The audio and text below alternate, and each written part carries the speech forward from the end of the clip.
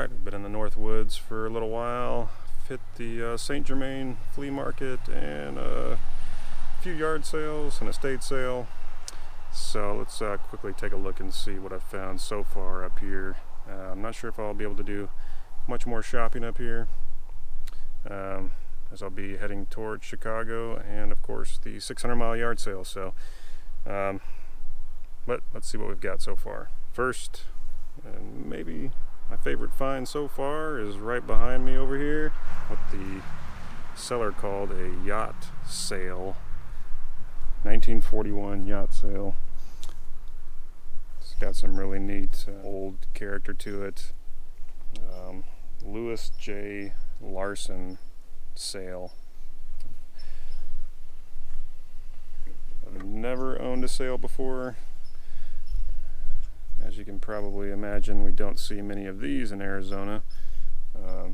Not sure how common these are up in Wisconsin. They do have a lot of lakes up here, so maybe not as uncommon here, but to get something like this and the condition that it's in for $35, I'm just kind of blown away by that. I think the stained up canvas bag alone is worth that. I mean, it's got the maker, it's got New York on there, it's got 1941 date on both sides of the bag. I mean, the bag itself is cool, but the sale, no tears in it. Still has all these metal pieces. The rope's still in good condition. Metal maker badge here. Louis J. Larson Sailmaker, New York. Lightning bolt. The number there, I mean, it just looks like cool, super cool, vintage sporting stuff. People love that stuff. I love that stuff. So I don't know why I passed this up in the first place. I should have grabbed it the second I saw it. They had it for $50. That seemed like a steal for $50, but I ended up getting it for $35. I love it.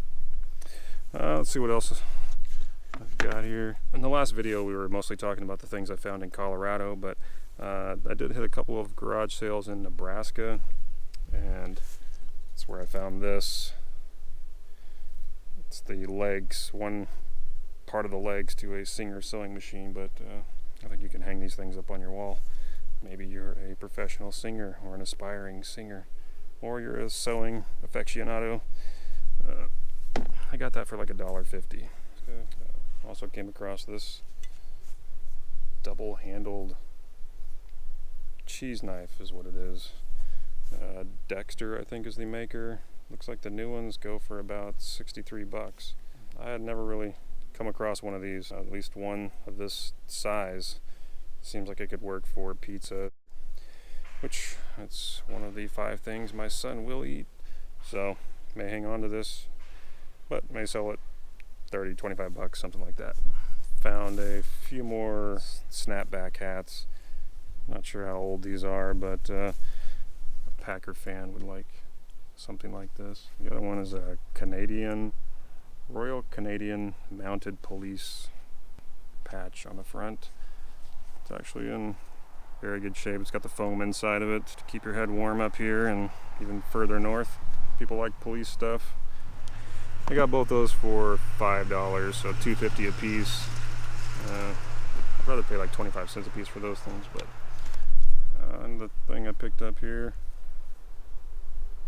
Woolrich. You know, these things are iconic. I think they're cool. It does not fit me, unfortunately, so I'll be forced to sell it. These next 3 things I bought off the same, actually 3 or 4 things, bought off the same guy. He had a price tag of $10 on this. He made me a package deal on these things, so I got them for a bit less than the mark price, but this is what he called a bark peeler, which you would use to peel bark off of lumber, raw lumber.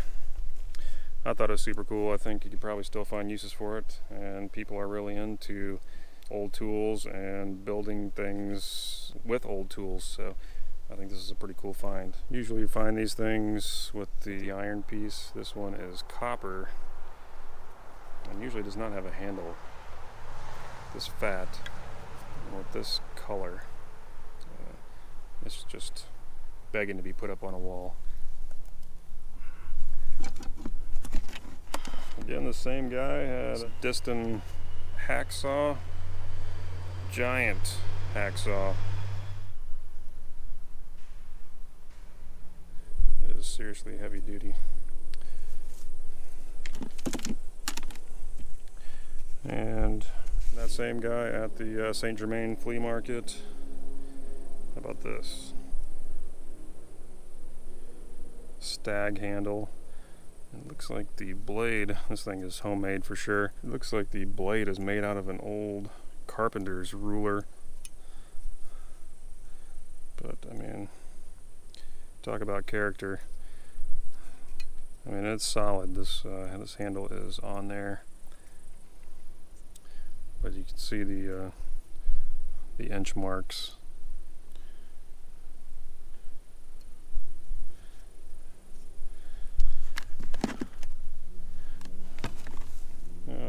Snow hat made by the Smiley company, maybe not that old.